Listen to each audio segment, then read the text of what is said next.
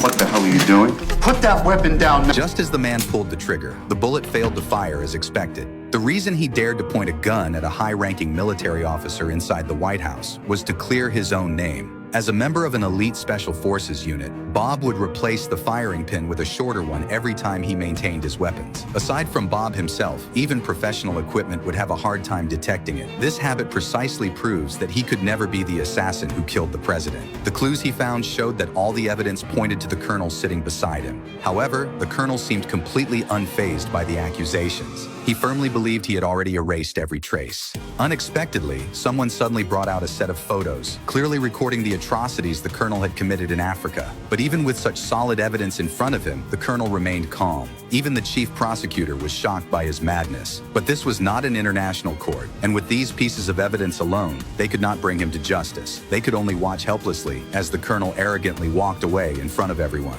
Since the legal route was not going to work, the prosecutor simply gave a secret order. And justice does not always prevail. Even though sometimes that's exactly what's needed.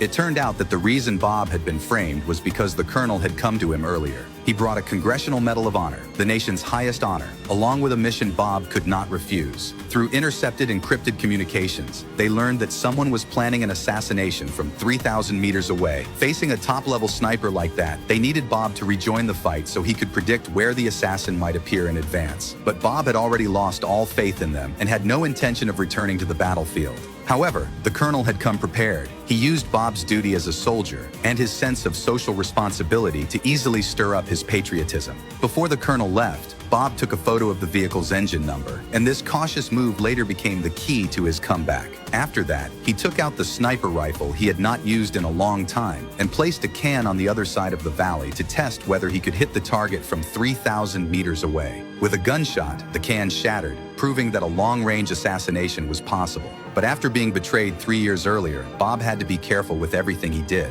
Before leaving, he deliberately removed the firing pin from the sniper rifle, and this later became his trump card for turning the situation around. After leaving Bruce in the care of a friend, Bob flew to the city where the president was about to give a speech. Using his experience as a professional sniper, he inspected the venues in 3 different cities and finally concluded that only one city had the conditions for a long-range sniper attack.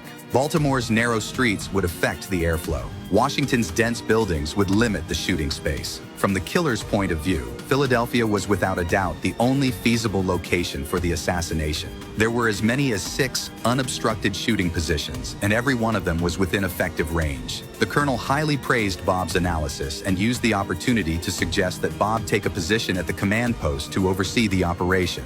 After being praised, Bob lowered his guard and was completely unaware that he was falling into a trap step by step. As expected, the speeches in Washington and Baltimore went well, and now only the final stop, Philadelphia, remains. The colonel also adopted Bob's suggestion and made arrangements at the 6 positions in advance. However, from his hidden observation post, Bob sensed that something was wrong with his sharp instincts. The area around the podium was covered with ribbons. If a gunman fired from a high position, those ribbons could be used as wind indicators. He tried to remind the colonel to seal off the church, but the colonel ignored Secret Service procedures and brought a regular police officer with him. The man's words and behavior were both suspicious, and even his gun holster was not properly fastened. But since the president's motorcade had already arrived, Bob did not keep looking into it. What he never expected was that inside the church tower, a sniper rifle was already adjusting its trajectory according to the parameters. By the time the wind speed, humidity, and the president's position all reached the best shooting conditions for the sniper, it was already too late for Bob to stop it. Win matches is set up. Take them now. Send in the ERT team. Take out the